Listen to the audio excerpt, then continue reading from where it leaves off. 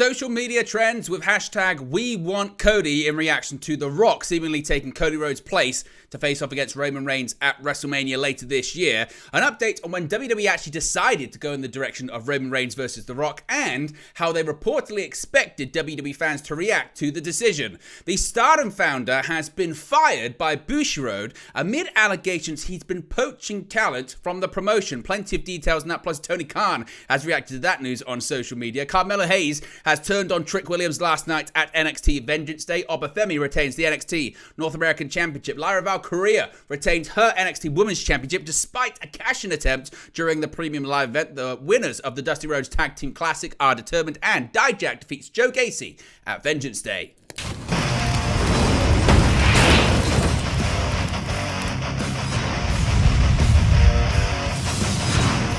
Hey guys, welcome back to Wrestling News 365. Hope everyone is doing very well. As always, there are plenty of news stories to get into in the world of professional wrestling. Let's start off talking about the reaction to the Cody Rhodes, Roman Reigns, and The Rock saga. Now, Royal Rumble winner Cody Rhodes was trending all over social media this weekend after seemingly giving up his opportunity to finish the story against Roman Reigns at WrestleMania for the undisputed WWE Universal Championship. Now, on Friday's episode of SmackDown, Rhodes appeared to step aside and give Dwayne "The Rock" Johnson a shot at his cousin on the grandest stage of them all, a match that has been rumoured for quite some time. After the booking decisions by WWE to have Rhodes win 2 Royal Rumble matches back-to-back, as well as losing to Roman Reigns at last year's WrestleMania, fans took to the internet and social media to voice their displeasure. The hashtag We Want Cody was trending all over X, formerly known as Twitter, all day Saturday and Sunday and even into today on Monday. And it wasn't just fans that were supporting Rhodes either. Current United States champion Logan Paul posted his support for the American Nightmare, simply writing, quote, "We want Cody." Ricochet also posted hashtag We Want Cody, though in his case the message followed a brief media kerfuffle in which he called out toxic online fans. Now certainly Dave Meltzer has been talking about this a lot on today's edition of the Wrestling Observer Radio, and he's revealed actually when the deal to have Roman Reigns face The Rock at WrestleMania came together, which has led to some confusion as to why WWE even decided to have Cody Rhodes win the Royal Rumble and point to Roman Reigns in the first place. Dave Meltzer said, quote, "When he, The Rock, made the deal on January 3rd to come in, that Roman Reigns at WrestleMania was part of the deal. And why Cody Rhodes won the Royal Rumble is a question that I cannot answer because nobody will answer it for me. But the belief was that it was Roman Reigns and Cody Rhodes and nobody knew, but the deal had been made prior to that. It played out the way they wanted it to play out. The plan as of Friday night was Seth and Cody, and we'll see how it plays out because now they're trying to turn it into a story and see how the story goes." Now, this is quite interesting when it comes to the reaction that WWE anticipated versus the one they actually received. According to Meltzer, he said, quote, "They, WWE, were expecting Cody Rhodes to turn into Daniel Bryan. Yes, they were expecting to make Cody Rhodes into a martyr and make him into a bigger babyface out of that. Were they expecting the people to boo Dwayne? I don't know, because I've asked that word and haven't gotten a straight answer. And again, we'll see how they react. I'm sure the fans will cheer Cody like crazy. Will they boo Dwayne when he's at TV? I mean, they very may well will. They certainly did not at Birmingham." He then continued by saying, "We'll see how WWE tried to get out of it, but they are turning it into an angle. They are encouraging this. The reaction for Cody and Cody getting screwed and people getting behind Cody, that was part of the story. That was absolutely expected. As far as people booing Dwayne, I don't know. That was expected." So certainly a really strange one here because according to Meltzer, WWE anticipated that fans would get behind Cody Rhodes for being screwed out of a WrestleMania main event, but they didn't anticipate a negative reaction towards The Rock. It's certainly quite strange. Now, as per Fightful Select, this sentiment continued at last night's NXT Vengeance Day Premium Live event. The fans at the FMN Bank Arena in Clarksville, Tennessee, booed The Rock whenever he was shown in WrestleMania graphics at the Premium Live event. The report further added that WWE's production team tried to cover up the fans' vocal displeasure. The Rock was also booed at a recent WWE Live event when visuals of his face-off with Reigns were shown on the big screen as well. We've seen all over the weekend on social media too that anytime The Rock has done a post on social media, he's been ratioed by a lot of the replies to his initial post. Even posts that have nothing to do with WWE have been getting major traction because everyone's been saying hashtag we want Cody. Now, as far as Cody Rhodes' more immediate plans, i.e. tonight on Monday Night Raw, well, it looks like he's going to be resuming an old rivalry because he's going to be facing off against Shinsuke Nakamura. At a live event this past weekend, Rhodes was attacked by Nakamura, who sprayed mist into Rhodes' eyes as he went backstage following their match. Raw General Manager Adam Pearce announced on social media that the American Nightmare will once again face off against the Japanese star, with Rhodes requesting a bull rope match. Quote, "Ladies and gentlemen, Adam Pearce coming to you tonight from Chicago, where I'm between flights to bring you this breaking news regarding tomorrow night's Raw from St. Louis. By now, I'm sure you've seen the footage that took place last night in Knoxville between Cody Rhodes and Shinsuke Nakamura. As a result of the footage and in speaking with both parties, I'm sanctioning a one-on-one contest tomorrow night live on Raw. Cody Rhodes versus Shinsuke Nakamura, but per Cody's request, this is going to be a bull rope match," said Pearce. Now, Rhodes and Nakamura faced each other in a street fight at the aforementioned live event, which was won by the 2024 Men's Royal Rumble winner. The two have faced off a few times over the last few months, with Rhodes defeating Nakamura on Raw last month. They've also had a few bull rope matches at live events, but this will be the first time either star will be seen in a bull rope match on WWE television. So, what are your thoughts? What are your reactions to this story? The hashtag we want Cody, the reaction from fans online on social media. Do you think that WWE has had a really bad calculation with what's happened here? Do you think that WWE is going to be in trouble when it comes to how they try and resolve this situation? What do you think happens next? And what do you think WWE will ultimately do when it comes to WrestleMania? Will they see this story through, or will Cody Rhodes actually get the opportunity after all to finish his story? Let me know your thoughts and reactions in the comment section below. Now, this is an absolutely fascinating story when it comes to Stardom and their parent company Bushiroads and allegations of espionage in pro wrestling. This is incredible stuff. Now, Stardom founder Rossi Agawa is no longer employed as their parent company announced Sunday night that they have terminated his contract. Now, in their statement, Bushiroads stated the reason was because they learned he had, quote, poached many Stardom players and staff. Now, this is their statement via Google Translate, saying, quote, "Since 2019, our company has entered into a contract with Rossi Agawa, the founder of Stardom, and has appointed him as an executive producer and outsource work related to Stardom. However, we would like to inform you that we have come to know that he has poached many Stardom players and staff, and we have decided to cancel this contract. We apologize for any inconvenience this may cause you. As a company, we will continue to aim for the further development of Stardom, and the players and staff will continue to work together to deliver excitement to all the fans. So we will continue to receive the same compliments as before. I'm very fortunate." Now, the release didn't go into further detail about Agawa's alleged actions. Agawa posted on social media Sunday night that he was told about his firing after Stardom's Saturday night event, and that, quote, "the truth of the matter may be told someday," and that he is, quote, "worried about the players right now." Now, after thanking Agawa on X for creating the company 10 hours prior, the company later announced on X that wrestlers and staff were told about his firing after the event. The 66-year-old promoter founded Stardom in 2010, selling the company to Bushiroad, of course the owners of New Japan Pro Wrestling, in 2019. Now, Brian Alvarez later posted on social media that, quote, "the Stardom story is way bigger than just Rossi leaving, and certainly the future of certainly the talent and the wrestlers is kind of really up in the air right now. And certainly, according to the Wrestling Observer, Bushiroad was of the mindset that possibly Agawa was going to leave and start up his own company with a lot of the Stardom talent or something like that. It's a major shakeup to the Japanese women's wrestling scene that is going to be bringing quite far-reaching ramifications, and a talent exodus could be coming because many Stardom wrestlers were loyal to Agawa, which has led to this feeling in Bushiroad that they're going to set up a new company and possibly all of these talents are going to follow him."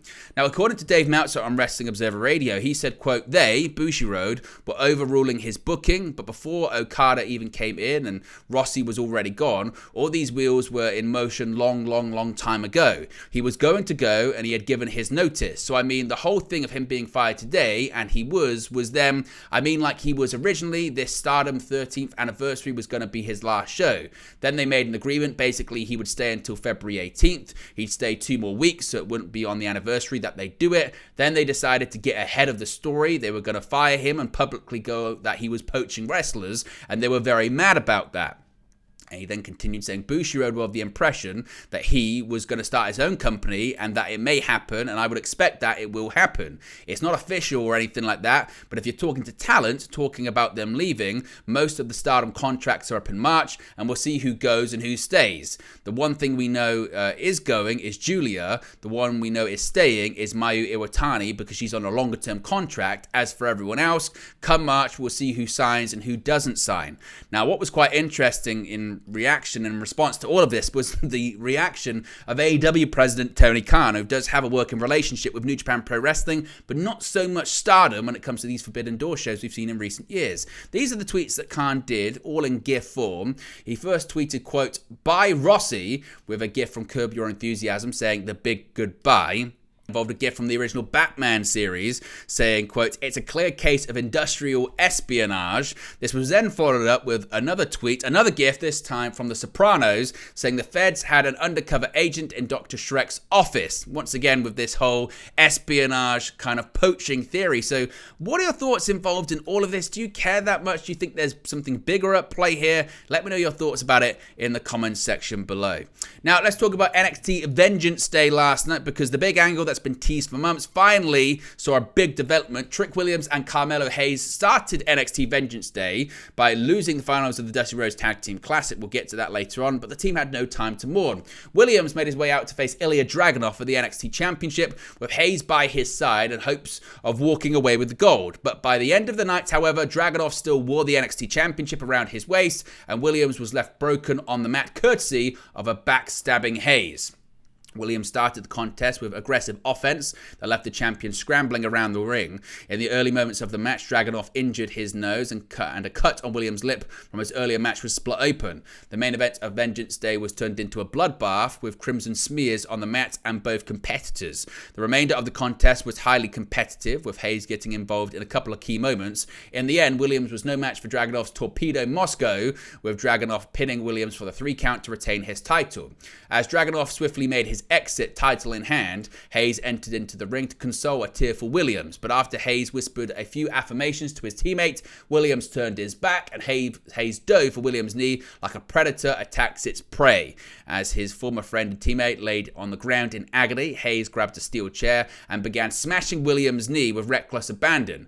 Hayes attempted to fold out the chair to sit on it, but upon realizing it was too bent far one way to sit on, he smacked Williams again with it until it bent back in the other direction. The NXT audience shouted expletives at Hayes as he bathed in their anger. What are your thoughts on the angle, and do you think this is leading to a big match WrestleMania weekend? Now, Obafemi is still the NXT North American champion. He went up against Dragon Lee. Dragon Lee, though, didn't go down without a fight at Vengeance Day, but Obafemi retained the North American championship that he won at the beginning of the year when he cashed in his opportunity earned by winning the Breakout Tournament. Femi took the championship off Lee in just his 5th match on the brand. As the bell rang, Lee almost immediately got Femi outside of the ring and sent him towards the announce desk. Femi quickly battled back, but Lee regained control. He wrapped himself around Femi in a submission hold in the middle of the ring. Femi was able to fight to the ropes, but with his hands pinned back behind in the hold, he caused a break by hanging onto the top rope with his teeth. Lee was able to get the much larger Femi off his feet with a flurry of kicks and hit a tornado DDT. Femi was about to kick out, but Lee got him into the corner and hit him with a big drop kick as well as a sit-out powerbomb. The men once again fought outside of the ring, with Femi swatting Lee off the apron as well as attempting to send him through the announce desk. Lee countered and threw Femi into a rolling chair at ringside and then got the champion back into the ring. Femi was able to regain control and toss the challenger into the middle of the ring like a shot put and hit a powerbomb for the win in his first successful defense of the NXT North American Championship. Now, speaking of title defenses, Lyra Valkyria was incredibly busy last night. The match took a different shape than she likely planned, but Lyra Valkyria still managed to retain her NXT Women's Championship, fending off not just the challenger Roxanne Perez, but also Lola Vice, who unsuccessfully cashed in her NXT Women's Breakout Tournament contract. Things were looking promising for Perez after she hit pop rocks on Valkyria until Vice's music hit and she stormed towards the ring, contract in hand. A Valkyria-obsessed Tatum Paxley tried to intercept Vice, playing a tug-of-war for a bit with the contract, but Vice prevailed, engaging a referee and making the cash-in official, turning the championship match into a triple threat. Each woman had significant opportunities to win the match with a flurry of believable false finishes, but it was Paxley who ultimately made the difference in the match, taking out Perez to enable Valkyria to take advantage and hit the Nightwish on Vice that led to the decisive pin. Vice has been impressive since bursting onto the scene last year, getting her opportunity by winning the breakout tournament final over Kalani Jordan following the preliminary rounds against Dani Palmer and Carmen Petrovic. Valkyria has held the NXT Women's Championship since late October, defeating Becky Lynch for the title at Halloween Havoc and successfully defending it on 2 previous televised occasions, once against Xia Li on an episode of NXT back in November, and again at NXT New Year's Evil in January against Blair Davenport. We spoke about the Dusty Rhodes Tag Team Classic earlier on, and we now know the winners obviously are, and the losers, following a build-up centered almost entirely around questions regarding whether or not Carmelo Hayes and Trick Williams were on the same page. A slight miscommunication led them to falling to Bron Breakker and Baron Corbin in the final match of the 2024 Dusty Rhodes Tag Team Classic to kick off Vengeance Day last night. After Williams hit a neck breaker on Corbin, he spent a little too much time celebrating, and Breakker lined him up for a spear. As Williams retreated, Hayes looked to spare his partner from the devastating maneuver and ate it himself, but was easily pinned by Breakker thereafter. Despite the mix-up that led to the match's outcome, both teams showed cohesion and impressive instances of tandem offense throughout the match, highlighted by Breakker tossing Corbin with one arm over the top rope for elevated height on a dive to the floor to Hayes. Now, it has been stressed and reported by the likes of Fightful Select that the NXT creative team has been very impressed with how popular Breakker and Corbin are as a tag team. However, it is expected that Breakker will officially be called up to the main roster of WWE, possibly as soon as tonight's episode of Monday Night Raw. Finally, Dijak got an impressive victory last night. Dijak and Joe Gacy finally collided at NXT Vengeance Day in a weapons-heavy no disqualification match. While Gacy employed mind games throughout the contest, Dijak ultimately put away Gacy as the first stepping stone on his promised path of bodies. Both men made their intentions clear from the beginning of the bout as they drew a melee of weapons for a short sword fight. Dijak was soon sent to the outside. The match continued, was a solid back and forth between both competitors. Dijak eventually began to set up for some springboard offense, only to be pushed by Gacy midair. Dijak flew to the outside and crashed into a toy-covered table. The fight was far from over. In a mocking play of Dijak's finishing move, Feast Your Eyes, Gacy wrapped duct tape around his opponent's eyes, effectively blinding him. Dijak was made into a reverse piñata as Gacy mercilessly wailed on him with 2 kendo sticks. Dijak eventually found an opening in Gacy's offense and miraculously landed a blind Feast Your Eyes. He ultimately failed to pin Gacy on account of, though, being blinded. After several more mind game attempts from Gacy, and now unblinded, Dijak secured his victory after hitting Gacy with his signature nightstick. One Feast Your Eyes later, the referee raised Dijak's hand. Despite the definitive finish, the camera caught a sinister smile on the knocked out Gacy's face, much to Dijak's distress. Whether Gacy has been truly neutralized remains to be seen. But there you go, guys. This latest pro wrestling news for you. Be sure to smash a like on the like button. Be sure to subscribe, bottom right hand corner. As always, let me know your thoughts in the comment section below, and I'll speak to you again very, very soon. Hey guys, thank you for watching, listening, streaming, or however you come across this video today. Be sure to click on the video on the right there to watch our next video, or click the bottom there to subscribe, or the bottom right hand corner. Thank you very much, and I'll speak to you again very soon.